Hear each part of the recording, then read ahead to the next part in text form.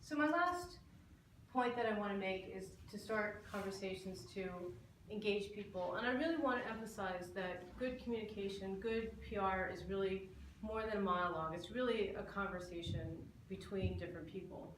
So you're already doing it. What we want to do is to make you good conversation starters. And these can be in-person conversations or they can be online conversations. The point is that you really want to start communicating to people in a way that's beneficial to you and to the other party, going back to the definition of PR that I mentioned earlier. So, first of all, I don't see anyone sleeping here, which is good.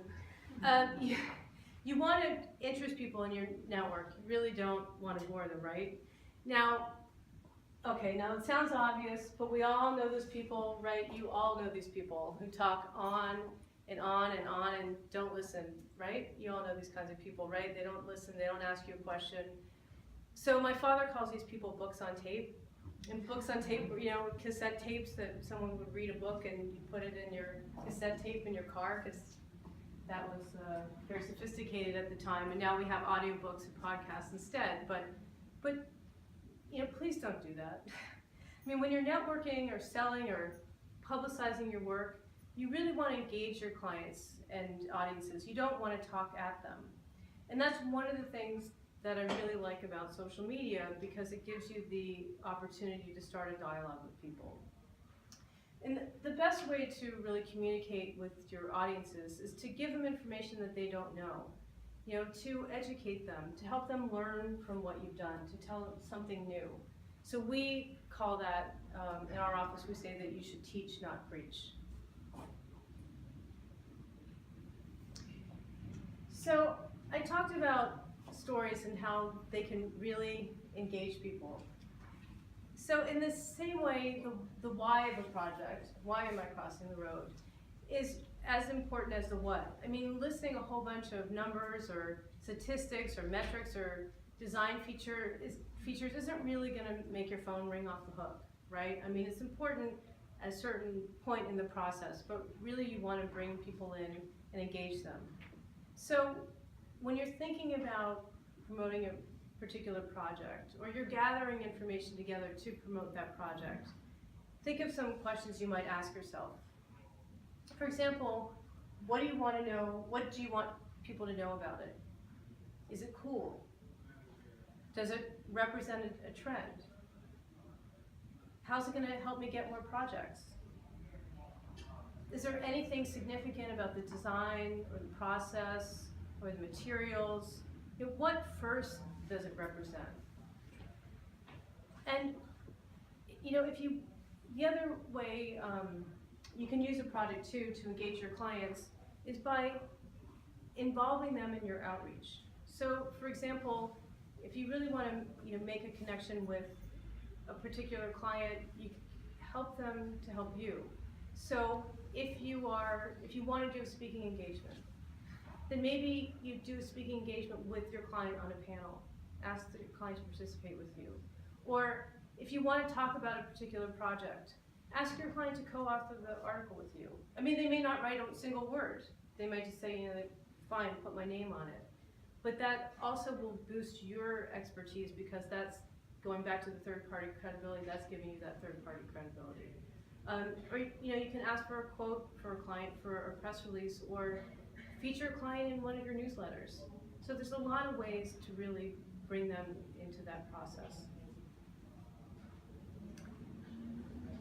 So I've got 2 more slides, and I want to emphasize strategy, and I also want to tell you that my favorite football team is the Steelers.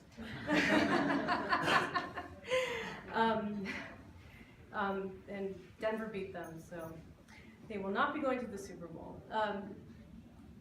But so no matter what kind of outreach you do, a couple things to remember. First of all, you want to support your strategic business goals.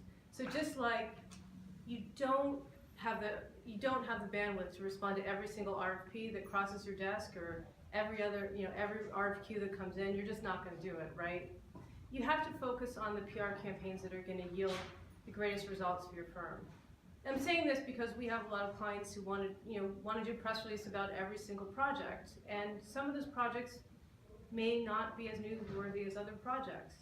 And when you're reaching out to the media, you really want to develop good relationships with the media as well. So you have to kind of strike that balance between giving them, making your partners happy with what they want to promote, and then also always be giving good information to the media, right? And not, the good stuff, not just everything. Second, you need to use your resources wisely. And so this is really important. So say you just finished a private house, but you really want to get into, say, hospitality work. So you need to just decide where to spend your time and resources. If you're going in a different direction, you don't want to put all of your PR eggs in the same basket and focus on the private house if you want to get into hospitality. So think about that balance. The other thing to remember is that even though you might have a big project, it may not be your best one. So focused on quality as much as quantity. And then third, you need to grab the attention you deserve.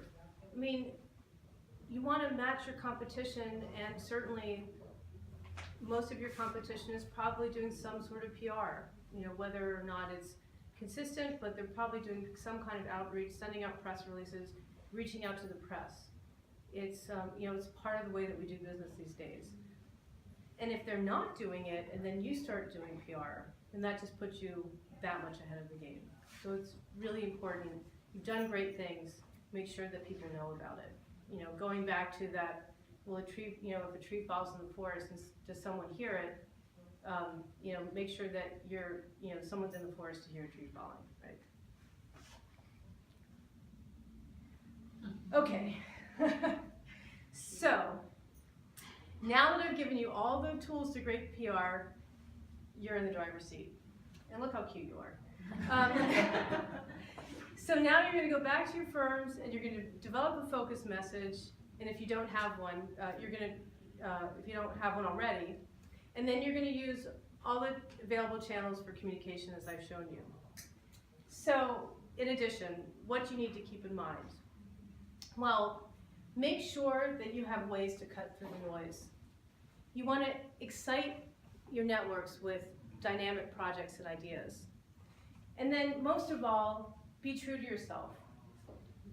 Just as nothing beats good work, drop the spin and stick with sincerity. It works every time, I guarantee it. So go out and do PR, and may the force be with you. Thank you for joining us today, and I'm happy to answer any questions.